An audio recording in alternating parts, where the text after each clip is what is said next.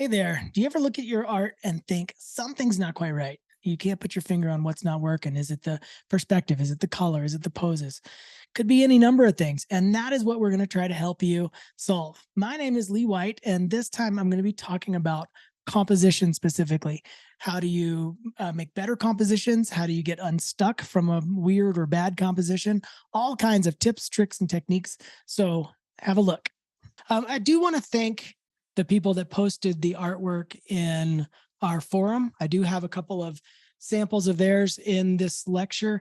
And I do want to just point out that if you submit art to critique, sometimes we're going to do full drawovers on it. Sometimes we'll just point out a thing or two.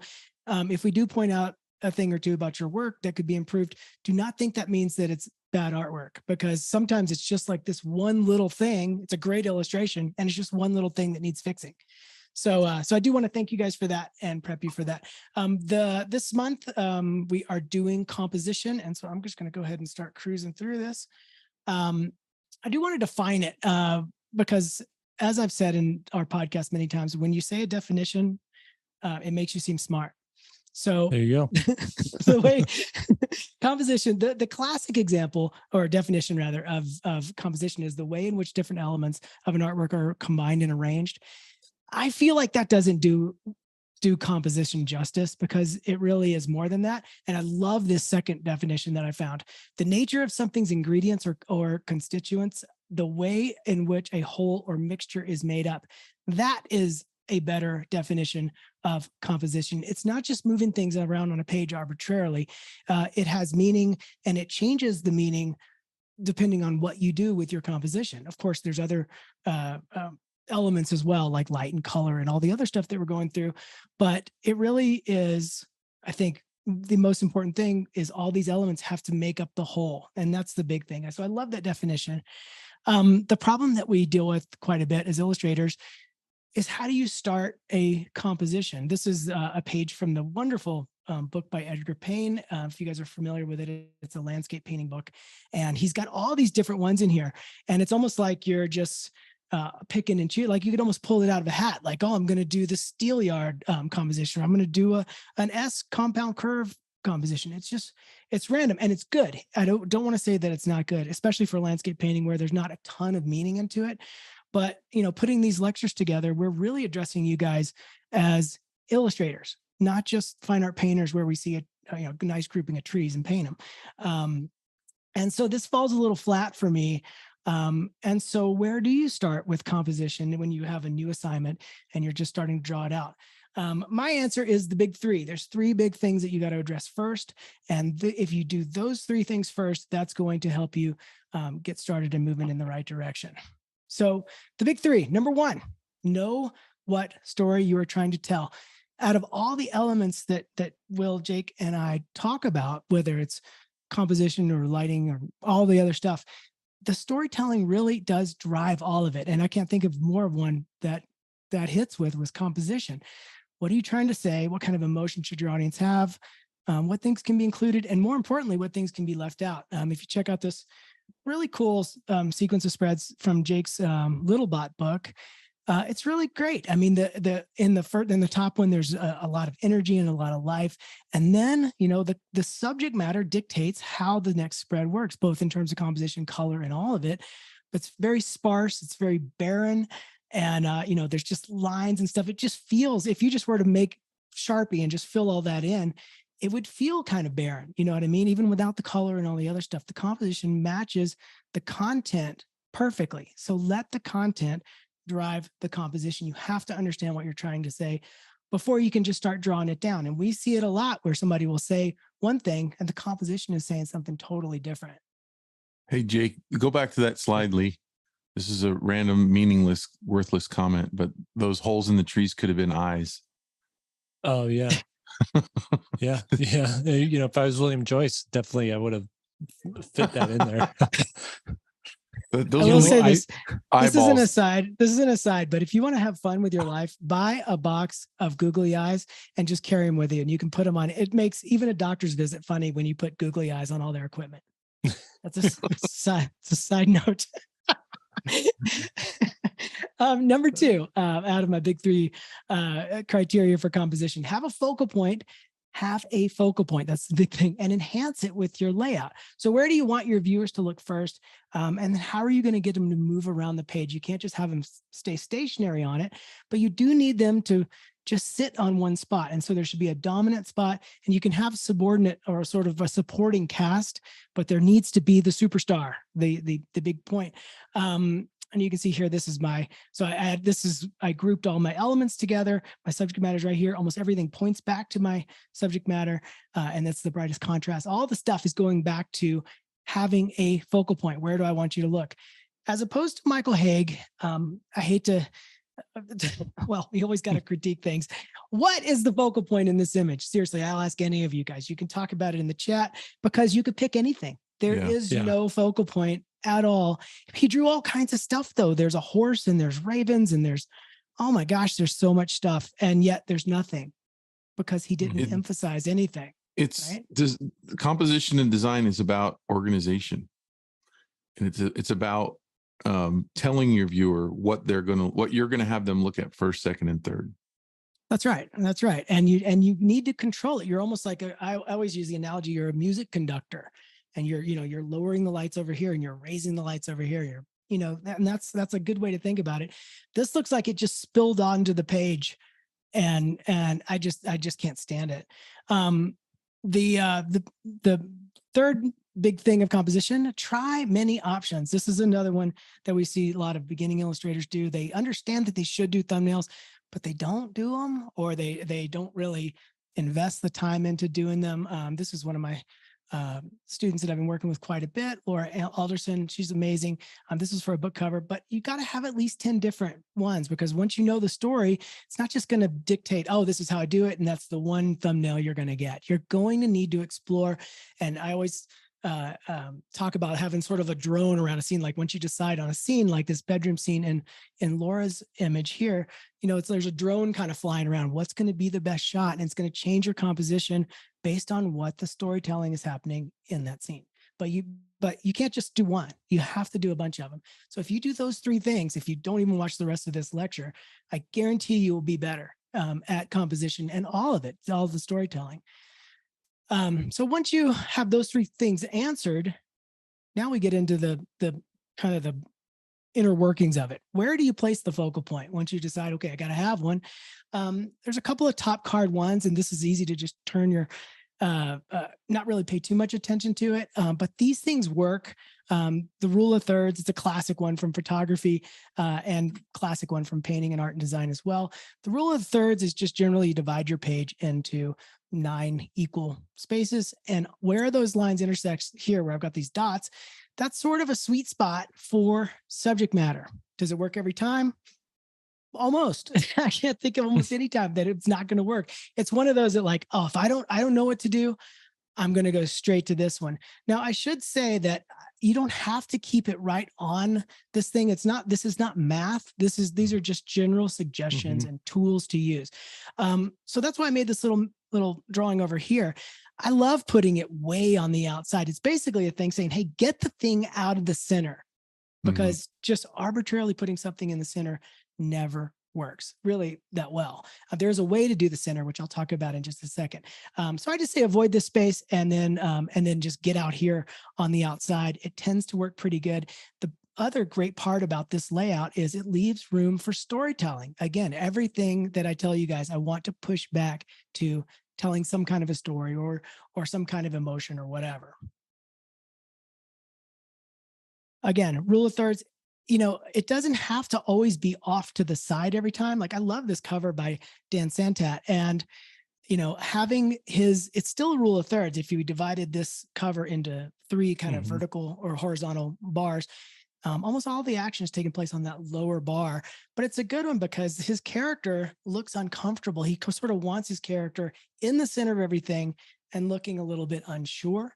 And so it's a perfect choice for the storytelling in terms of the composition, but it's still a rule of thirds, even though it's in that center band. Can I interject right there? No, please. You guys. So one of the exceptions that I make for centering stuff in the creative composition class at SPS Learn is especially if you're doing architecture that was designed to be seen from a point where it's symmetrical. Like the Taj Mahal is symmetrical. Right. And this church is symmetrical. And so in that sense, the interest comes from the architecture.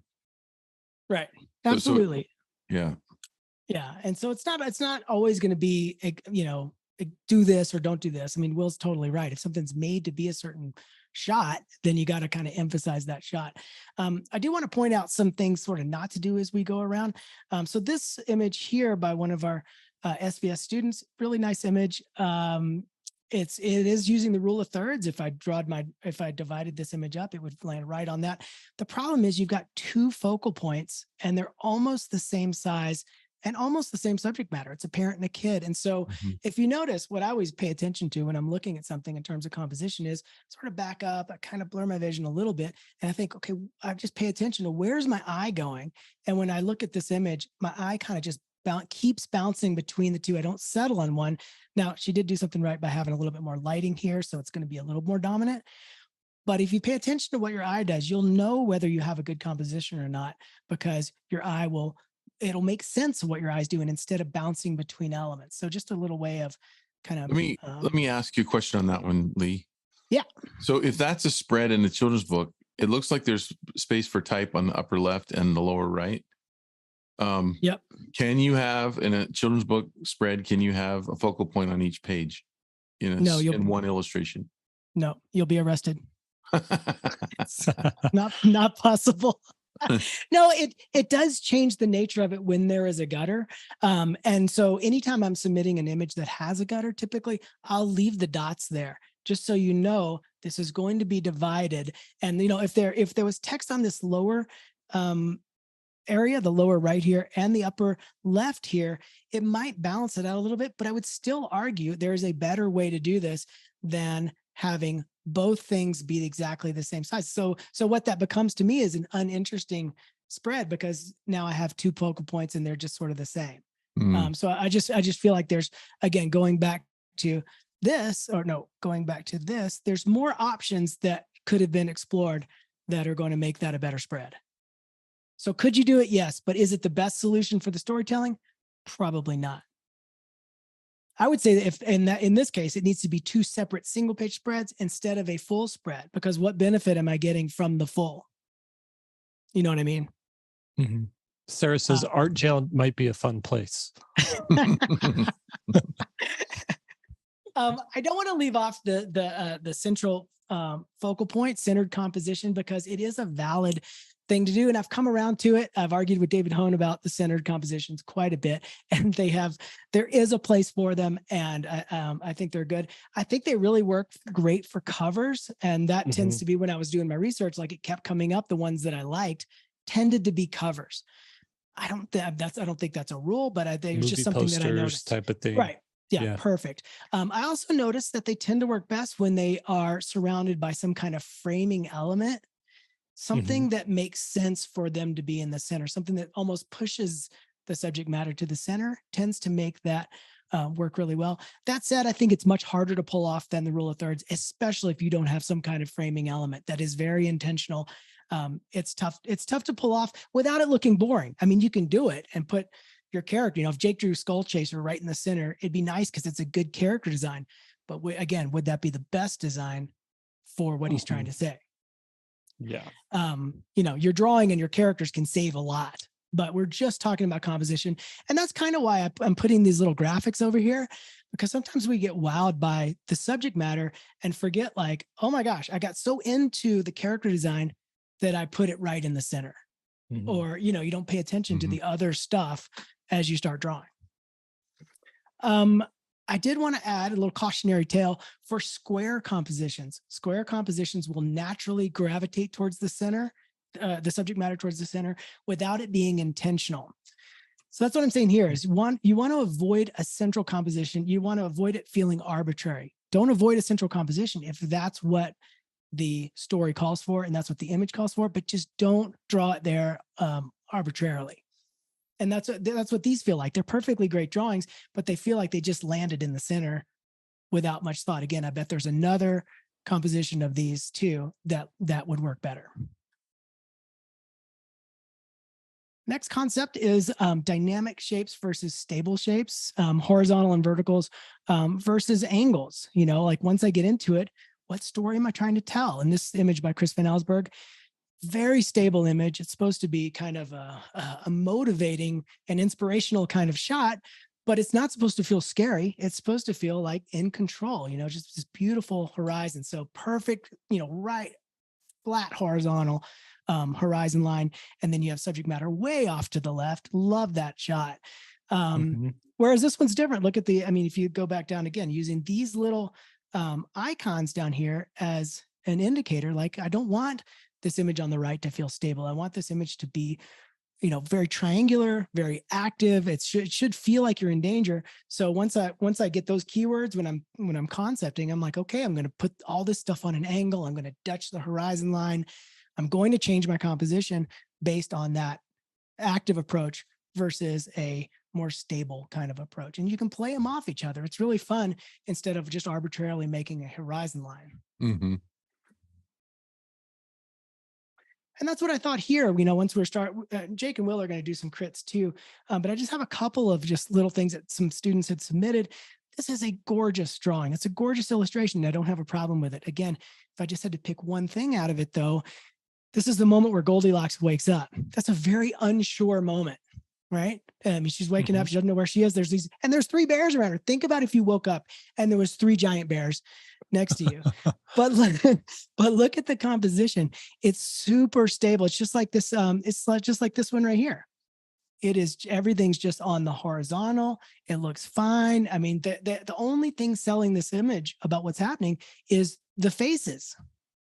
The bear's unsure. If you just marked over the faces, you would have no idea what emotion you're supposed to feel here. If anything, there's no emotion. It's leaning heavy on what you already are bringing to the table in your, with your understanding of this story.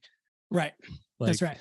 Like if you'd never heard this story before, you'd be like, oh, she's got, this girl is being raised by bears. And they're here to greet her in the morning.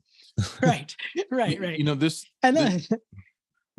image is so well drawn, so well rendered, so well colored. And this is the thing that we've been talking about a lot lately when we we came up with the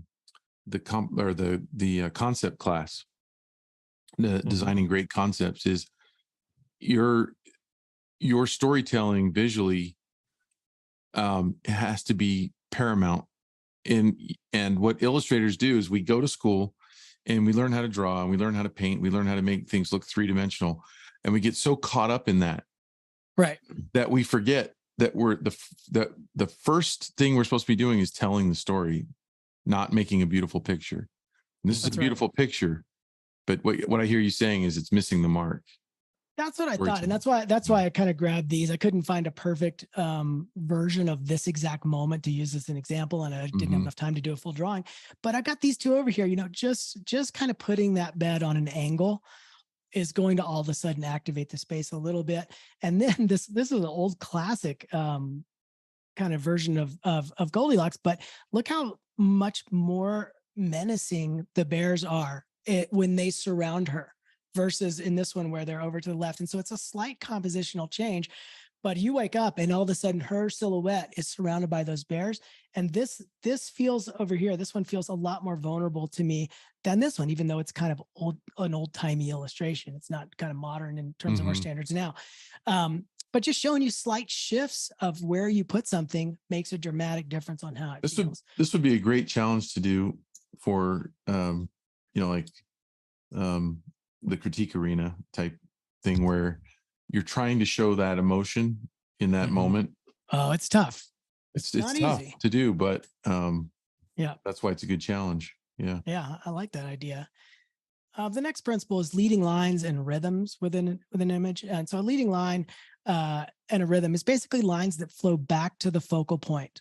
They shouldn't compete with the focal point. They should basically be a supporting cast for and kind of driving you back to the subject matter. And so in this book cover here, we've got literally a leading line. They use the leash, and instead of having the leash just go straight, it has this really meandering kind of quality, which activates the space a little bit, but it always leads to the subject matter.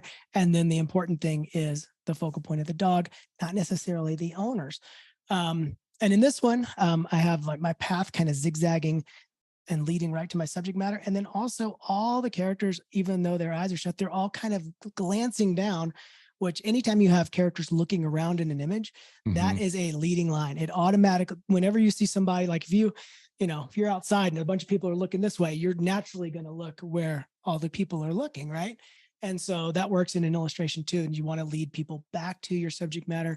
And you never, well, I won't say never, you almost never want to have somebody at the edge of the frame looking outside the frame, because it'll just take your viewer right out instead of bringing them back. So I always kind of, again, go back to this basic graphic design idea. When I do an illustration like this, I come back and I say, okay, where is the rhythms pushing the viewer, and where's the composition telling the viewer to go, independent of subject matter? Because again, you can't fall in love with subject matter. You almost always have to go back to the building blocks to get a good composition, because you don't want to fall in love with the subject matter.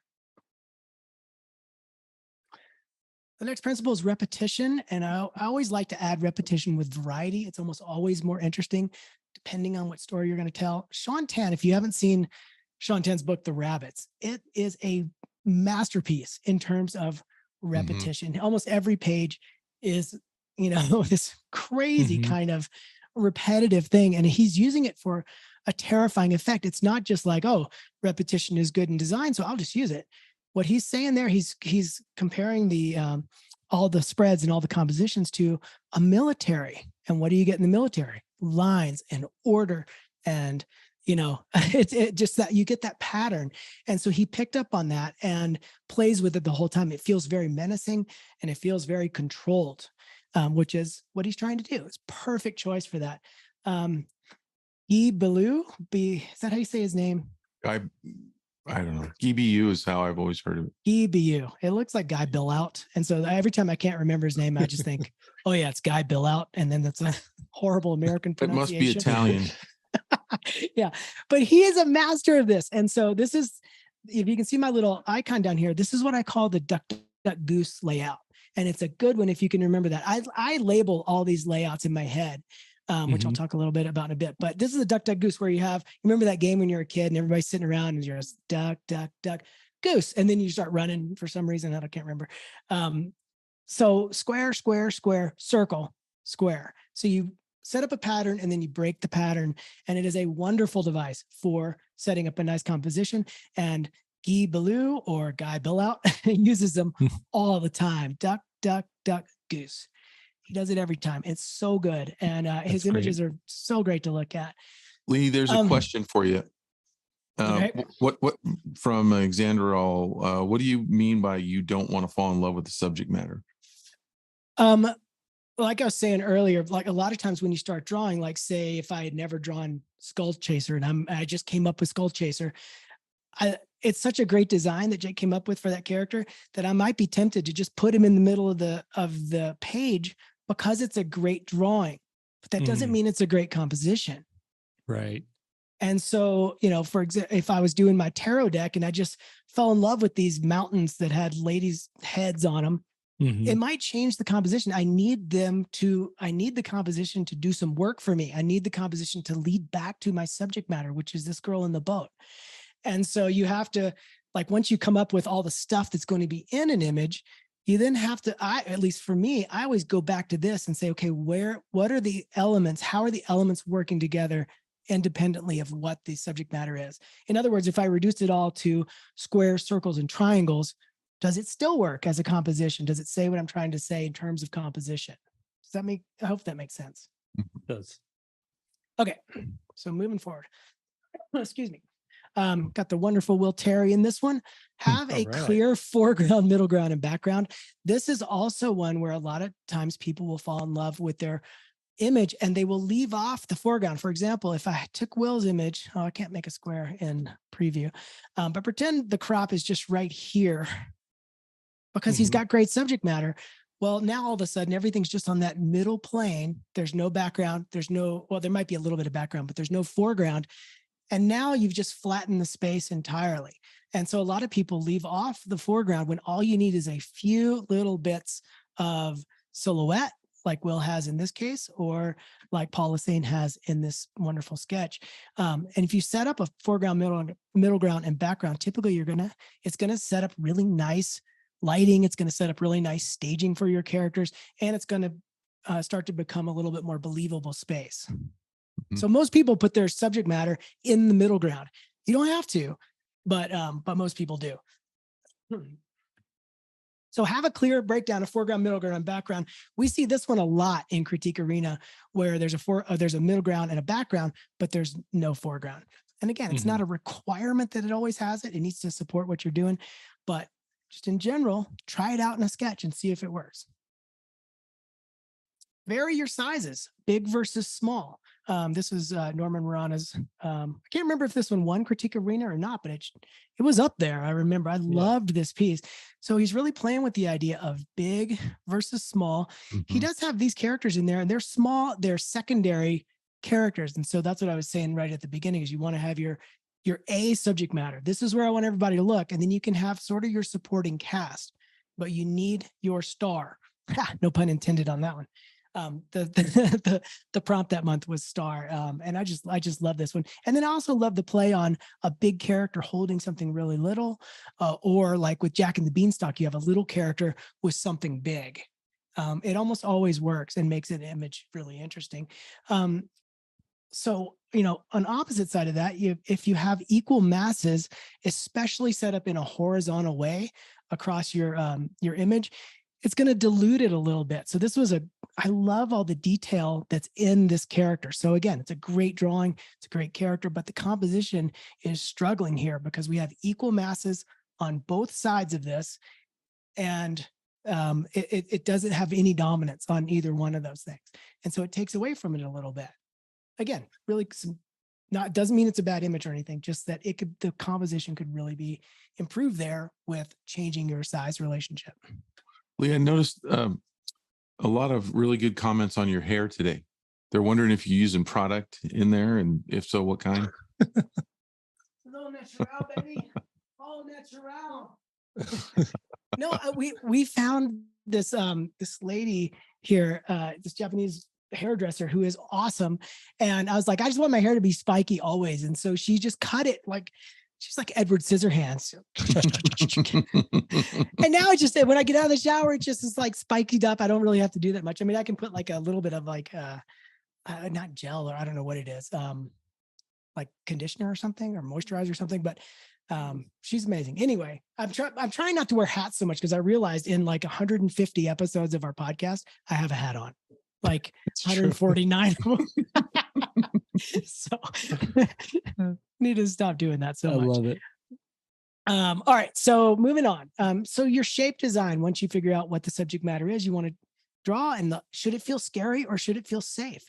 And so I love this compare and contrast with Rebecca Green and Rohan Daniel Eason.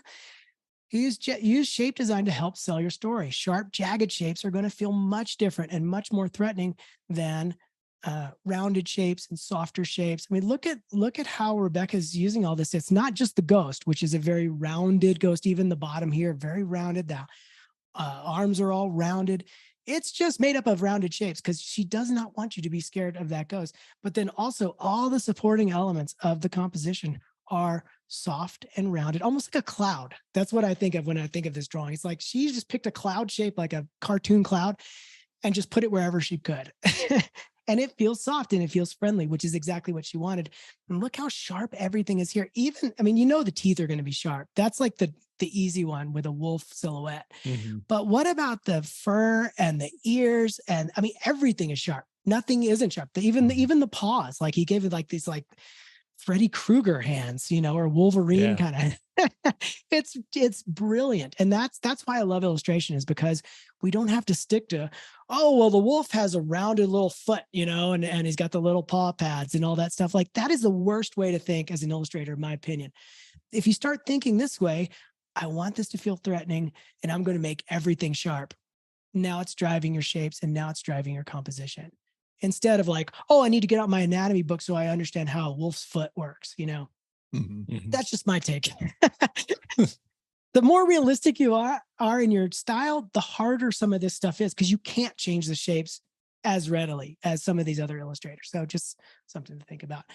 Grouping items within a composition always is going to help you. Again, Paul is saying doing it in the sketch. I always use this sketch for this concept. It's just always a go-to because, you know, if you get the job where you have to do an interior of a store that has a bunch of stuff, you know, general store, country general store has stuff everywhere. It could get away from you really quick, but he grouped all these items together. Again, foreground, middle ground, and background. So, you know, a lot of these principles start to overlap, but he's a master at it. Here, I just wanted the characters to be the focus. And once you leave the normal world that we have here, like giant mushrooms and all that stuff, if you start getting kind of more alien or more lesser known kind of landscapes, you want to limit that because that could take over a spread. And so I just wanted my subject matter and a little bit of this weird landscape to be in there. If the landscape went all the way across, it would be too much of that and it would take away from it. So grouping your items together.